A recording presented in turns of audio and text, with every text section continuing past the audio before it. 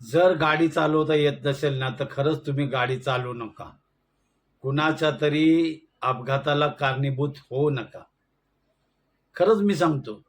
जर तुम्हाला व्यवस्थित अनुभव नसेल ना गाडी चालवण्याचा, माझं तर नम्र तुम्हाला एक विनंती आहे, गाडी चालवायला त्या सीटवर बसूच नका, ड्रायव्हिंग सीटवर. का तर उगत एखादा अपघात होईल, कुणाचा तो तुमच्या हातून एखादा जखमी होईल, कुणाचा तरी मृत्यू ओढवेल. त्याच्यापेक्षा गाडी चालवायची नाही.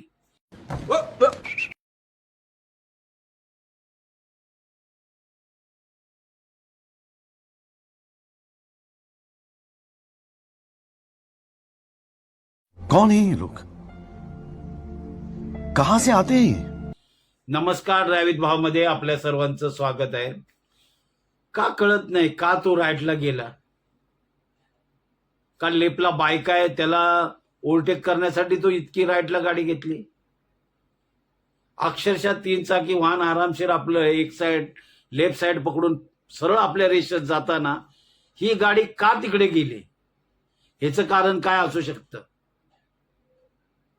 गाडी चालवण्याचा अनुभव किंवा मोबाईलवर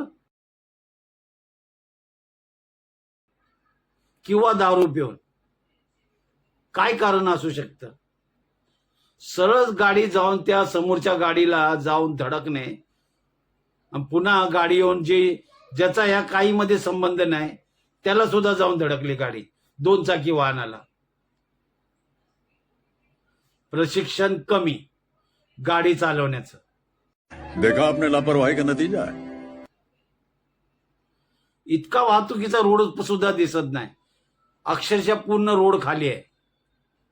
पण कधी कधी असं होतं, अशा घटनेमध्ये एखादा अपघात झाला ना त्यावेळेला एखादं भरधाव वाहन दुसरं, मग त्या जागी अवजड वाहन दुसरं कुठलंही वाहन असतं ते सुद्धा ह्याच्यामध्ये ह्याच लपेटेमध्ये आलं असतं.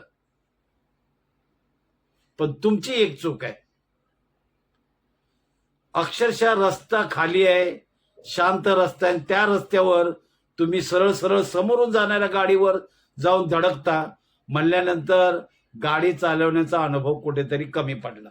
क्या बात है सर, क्या बात है सर, क्या बात, ये बात है. अरे सर क्या बात. तुम्हाला काय वाटतं ह्या व्हिडिओबद्दल नक्की कमेंटमध्ये सांगा.